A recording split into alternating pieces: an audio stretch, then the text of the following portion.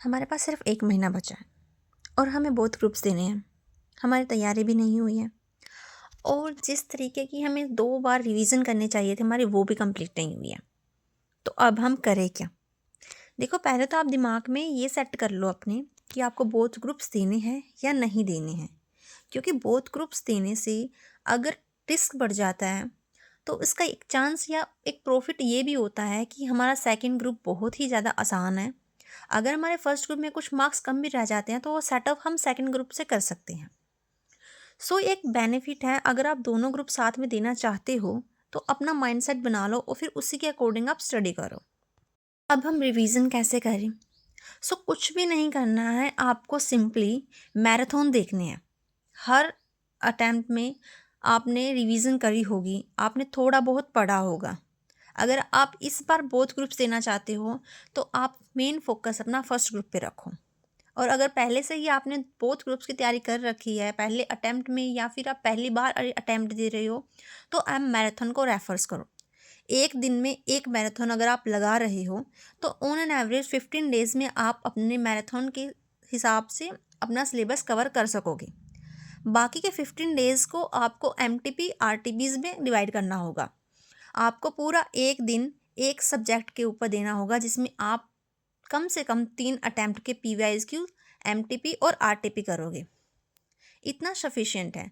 उसके बाद अगर आपके पास टाइम बचता है तो आप यूट्यूब्स के शॉर्ट्स वीडियोस या फिर और कोई क्लिप्स देख सकते हो, जहाँ पे बहुत से बच्चे अपनी एआईआर कॉपीज़ को अपलोड करते हैं। आप उनसे राइटिंग प्रैक्टिस की टिप्स देखो या फिर किसी टीचर्स की जो आप वीडियोस देखते हो उनकी टिप्स देखो, क्योंकि वो लास्ट टाइम पे जब एग्ज़ाम बहुत नज़दीक होते हैं या फिर वो जो वार्म अप सेशन अपलोड करते हैं उनको ज़रूर देखें।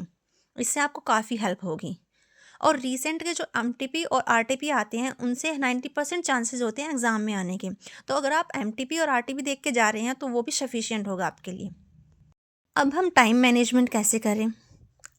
टाइम मैनेजमेंट करने के लिए आप अगर दोनों ग्रुप दे रहे हो तो एक सब्जेक्ट आपको फर्स्ट ग्रुप का उठाना है और एक सब्जेक्ट आपको सेकंड ग्रुप का उठाना है। अगर आप पहली बार बोथ ग्रुप देने जा रहे हो तो आपका मेन फोकस फर्स्ट ग्रुप पे होना चाहिए, जिसमें आप पहले थ्योरी पेपर उठाओ और एक सब्जेक्टिव पेपर उठाओ और एक प्रैक्टिकल पेपर उठाओ। लाइक अकाउंटिंग ले रहे हो तो उसके साथ लॉ को रेफर करो। अगर जीएसटी कर रहे हो तो इनकम टैक्स करो, या फिर आप इसे मतलब चेंज भी कर सकते हो कि आप लॉ के साथ इनकम टैक्स ले लो और अकाउंट के साथ जीएसटी ले लो। इस तरीके से आपको पढ़ने में आसानी होगी। एक मेन टिप जो मैं फॉलो करती हूँ, लाइक अगर हमें दोपहर के टाइम और रात के टाइम नींद बहुत ज़्यादा आती है तो उस टाइम आप प्रैक्टिकल सब्जेक्ट उठा लो, क्वेश्चंस को हैंड रिटन से प्रैक्टिस करो, लिखने की भी प्रैक्टिस करो। और जो मॉर्निंग का और इवनिंग का टाइम होता है वहाँ पे हम फ्रेशन अप होते हैं बिल्कुल, तो रिवीजन का टाइम बेस्ट होता है। उस टाइम आप रिवीजन करो, थ्योरी सब्जेक्ट को पढ़ो।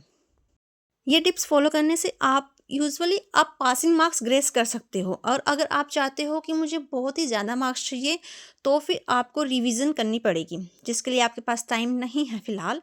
तो आप मैराथन रेफर करो, एमटीपी करो, आरटीपी करो और राइटिंग प्रैक्टिस ज़रूर करो। हैंड से लिख के देखो हर क्वेश्चंस को। Thank you.